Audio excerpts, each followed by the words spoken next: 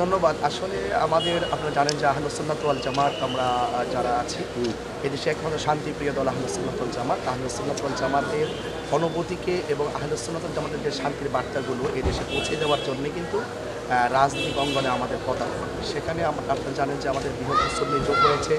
Bangladesh Islamic front Bangladesh এবং supreme party এই তিনটি দল মিলে কিন্তু আমাদের একটি বৃহত্তর সুন্নি জোট রয়েছে এবং আরও কিছু দল আছে তারাও একাত্মতা পোষণ করবেন বলে আমি আশা করি। এবং পাশাপাশি আমরা আশা করছি যে এই দেশের শতকরা 65% সুফিবাদী মানুষ, অর্থাৎ সুন্নি জনতা তরিকাপন্থী মানুষ।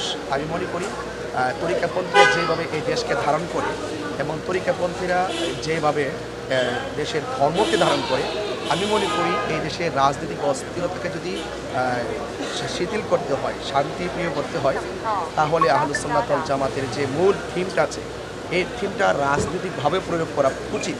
সেই দৃষ্টিকোণ থেকে এবার আমরা আমাদের বৃহত্তর সুন্নি জোট সিদ্ধান্ত নিয়েছেন যে 300 আসনই প্রার্থী দিবেন এবং যদি পাশ ফেল তো একমাত্র আল্লাহর উপর নির্ভর করে। তবে আমি দেশবাসীর কাছে এবং সুন্নি জনতার কাছে আমি আবারও তার আহ্বান জানাচ্ছি এই দেশের সার্বভৌমত্ব সুরক্ষায় এবং ধর্মকে সুন্দর করে সম্প্রীতির মাধ্যমে সকল শ্রেণীর ভেদাভেদ সব কিছুর ভেদাভেদ ভুলে গিয়ে আমরা যদি আমাদের মূল বার্তাগুলো যদি আমরা যদি পৌঁছাতে পারি এবং দেশবাসী বা দেশের জনগণ যদি এবং আমাদের যারা তরিকাপন্থী যারা 65% আছেন তারা যদি আমাদেরকে ইনশাল্লাহ মৌনসম্মতি দেয়, ইনশাল্লাহ আশা করছি আমরা যে ভালো একটি কাঙ্ক্ষিত রেজাল্ট অর্জন করতে পারব।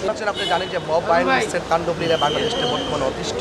মব ভায়োলেন্স মানুষকে হুট করে ধর বলে মেনে ফেলার যে প্রবণতা এবং আমাদের দেশের মধ্যে একটা মানুষ আপনার সাথে আমার মতাদর্শের ভিন্নতা থাকলেই যে তাকে মেনে ফেলতে হবে, দেশের আইনকে অবজ্ঞা করে তাকে মেরে ফেলতে হবে, মব ভায়োলেন্সের তাণ্ডব লীলার কারণে আমরা কিছু সংখ্যাবোধ মনে করছি। ধন্যবাদ।